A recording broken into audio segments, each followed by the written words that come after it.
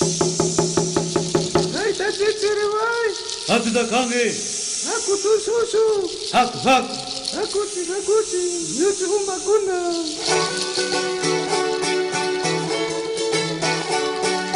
Hola. Buenos días. Y esta canción quiero dedicar a todos mis amigos del grupo Raza. Camilo, Rata, Tocayo. It's a whole lot different than Texas with all the hills and everything, and it's just a cultural shock, I guess. We're in the left nose of the devil's nose.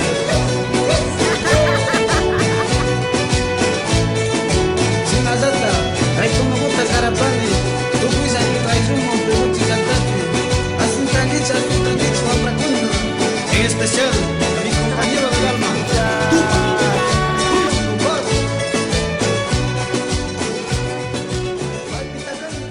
Honestly, I love you all, and I would love to call you guys my family, and I hope in the future we can grow together as one giant tree.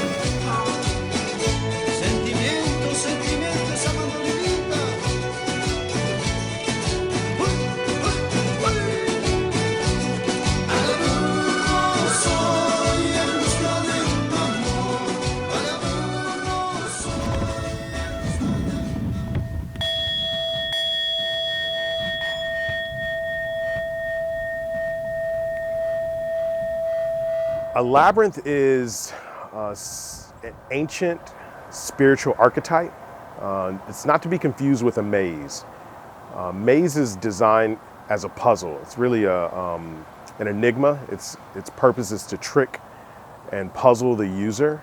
If you think about mazes, they have multiple entrances, multiple exits, they have false turns, they have dead ends, they have cul-de-sacs, and it's really something to confuse the person who's working or walking through it, or even if you're using your hand or maybe even on paper.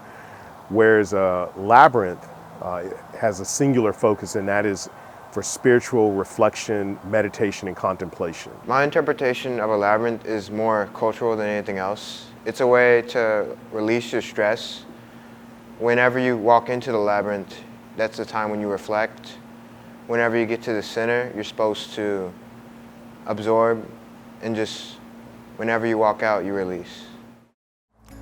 The Sacred Sites Quest, aka SSQ, is a program which has evolved into a business where we are recruiting and taking students from Houston primarily, but from around the country to visit sacred spaces, and that's essentially the first part of the experience. And in their learning of the cultural diversity of these sacred spaces and the people behind these different organizations and institutions, they get a chance to take all of that knowledge and information and put it into use by creating a sacred space of their own in a foreign country, and in some cases even in their own community here in Houston. And so most recently, we've had an opportunity to recruit 18 high school kids from across the city of Houston to travel with us to Ecuador.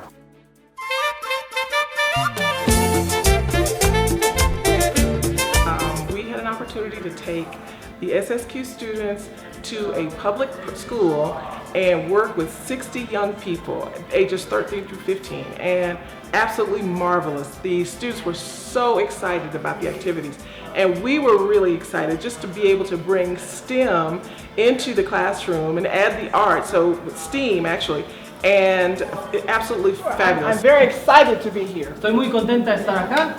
Are you excited? ¿Están contentos ustedes? Yes. Awesome.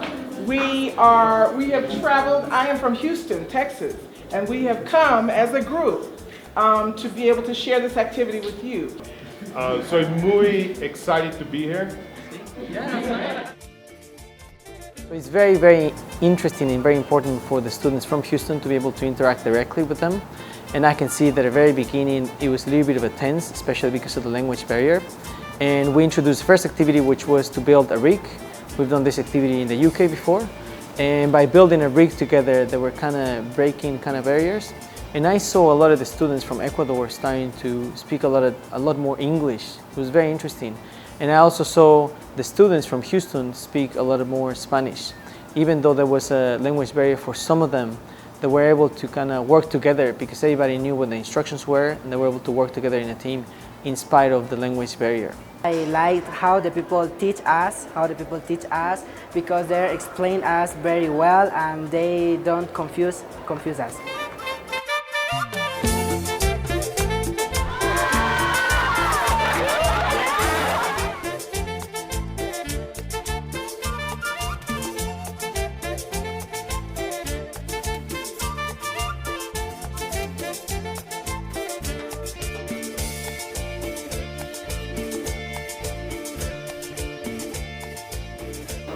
Me gusta más cuando armamos la torre con papel. My favorite part was when we built the oil rig replica out of paper and straw.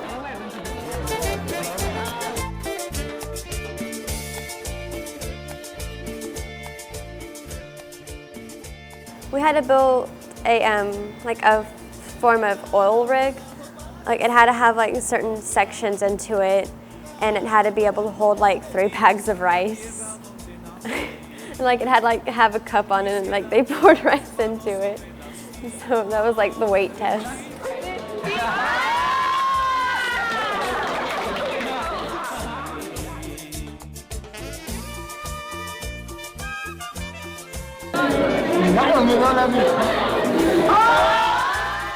I hope that this experience like this, I hope that have again this experience. For me, the event was very interesting because I like robotics. For me, it's very awesome. Look the drums. Felt like we were friends at the school, and the kids that I met were really interesting and fun to work with. For me as a volunteer, I really enjoy to be part of these kind of programs and look for be part of the contribution for the country, because these kids will also be part of the development of the country. And it was really awesome to find out before it was all said and done that the Secretary of Education was actually in the area. It was really just an experience that I will treasure forever. The importance of SSQ at a young age is that a lot of high schoolers unfortunately don't get to leave the United States. They don't get to travel until they're in college, and I think high school is when you learn the most about yourself. You learn who you are, but more importantly, you learn about the world around you, and it's incredibly difficult to do so in this enclosed, sheltered bubble that I feel a lot of us are trapped within. I think high school can stop us from perceiving the cultures of the rest of the world, and something like SSQ provides students with not only the experience to engage in other cultures, but also to do so in a thought-provoking, intelligent way. Like, not only do we focus on the art of the labyrinth, but we also focus on the intellectual capability, and thanks to like Schlumberger and Seed, we can address these things, and we can encourage kids our age to pursue things like engineering. The circumference of the circles that we're using here is 477 feet.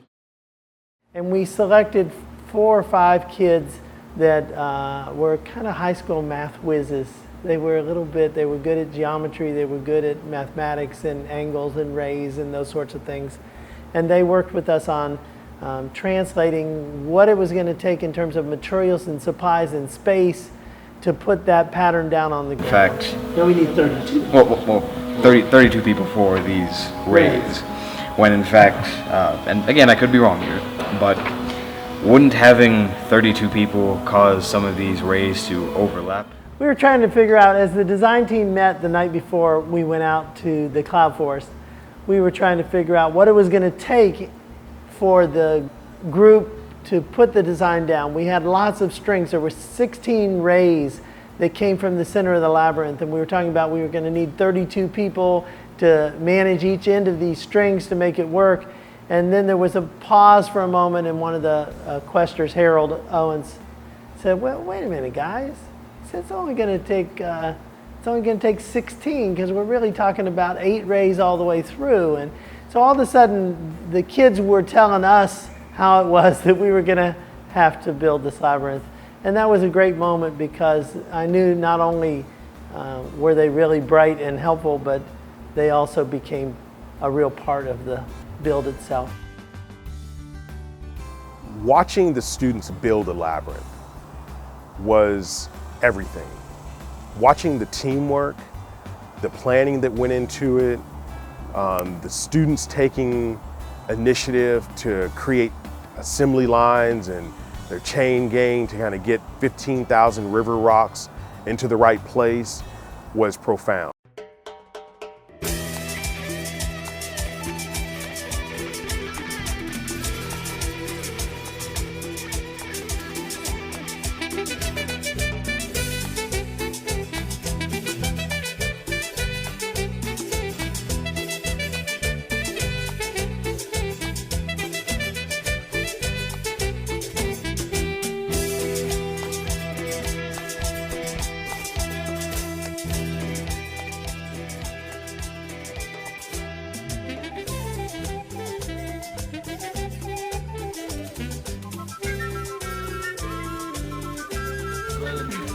You rock. She rocked. It was kind of harder than the bricks that we used because they're heavier.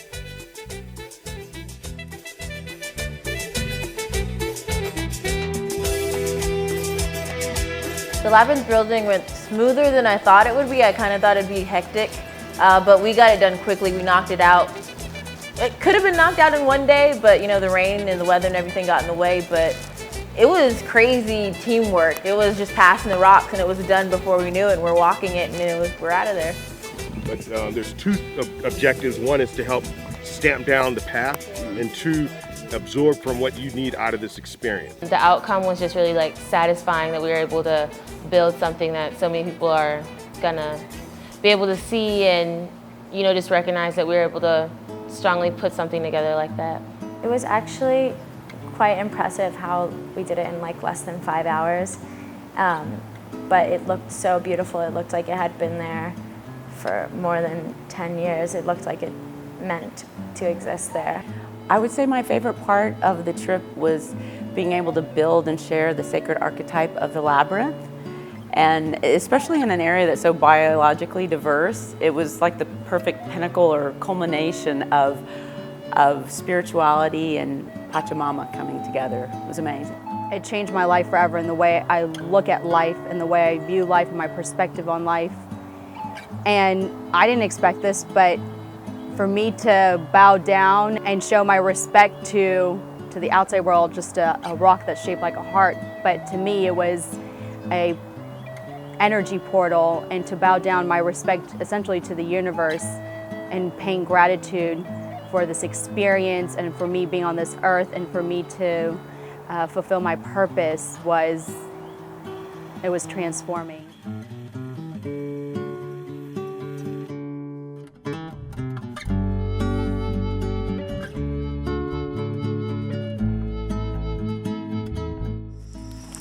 There are magic moments and magic places in our lives, and this certainly is one of them. Take in these moments to remember. It behooves us to keep our door open to that magic every day of our life. It behooves us to linger in those places, not necessarily with the expectation that magic will happen, but just with the knowledge that it could. And it behooves us to be grateful. So this morning, as we dedicate this, let's bring our gratitude to our group together, the work that we did, and the legacy that we leave behind.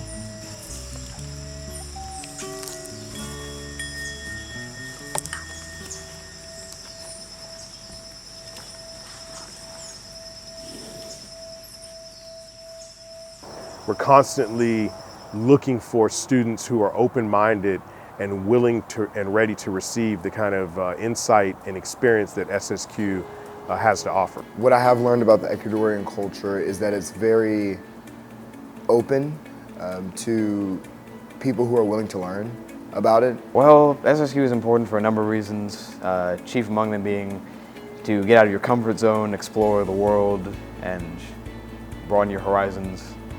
In addition to that, you get to travel with people you care about, people who you can build relationships with, My favorite part of the trip was interacting with such wonderful people, and not just the people who were part of the group with SSQ, but some of the natives, because the native population of Ecuador, they're very kind, and even though there's a language barrier, they're very inviting of young students and young minds like us, like at the chocolate farm today and at El Encanto and other places. So.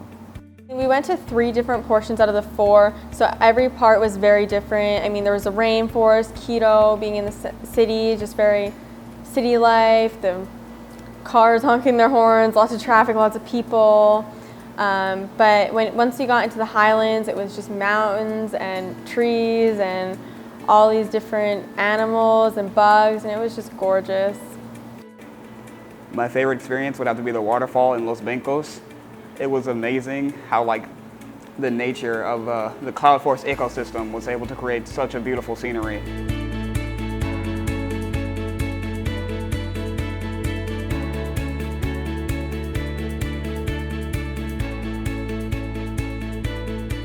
I loved seeing the Inca ruins because actually being able to travel to a part in history is truly amazing. Like, you learn that kind of stuff in school, and to be able to go out and actually physically touch what the Incans had built, that is really awesome. My favorite place was the equator, mainly because I never thought I would be able to go to such an awesome place, where when we went to the museum, I learned so much about you can balance an egg on a screw, you can just do all these different things that you can't do anywhere else. Oh yeah, food was really good. Tried beef tongue, which was really odd, but it was good. I liked it. I had plantains, my favorite food, so I'll make sure to have them every day now. Food was pretty good for the most part. Some of it was kind of weird though. For example, they served the fish with the head, which was kind of creepy, but also kind of fun to play with. The guinea pig was different.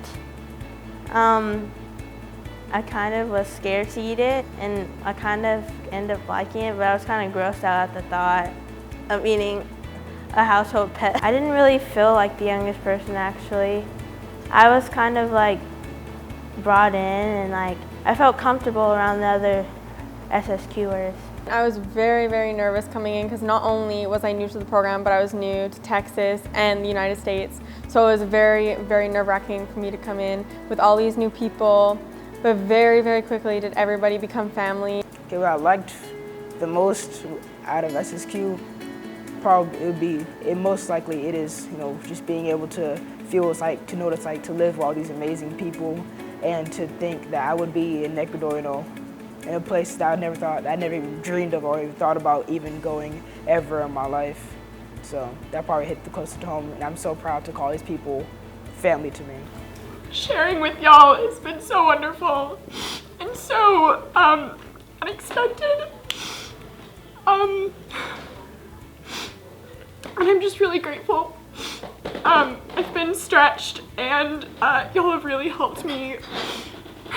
And I didn't think I would get to learn these lessons at 15 in South America.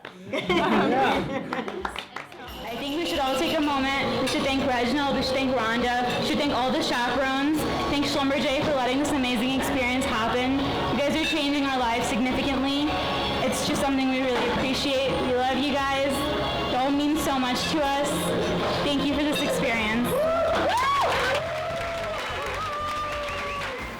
I will take away from this trip that you can just gather a group of people and build something and get along well, and it won't matter. Even if it's only for 10 days, you'll feel like you've known each other for much, much longer, and that you'll cross paths once again.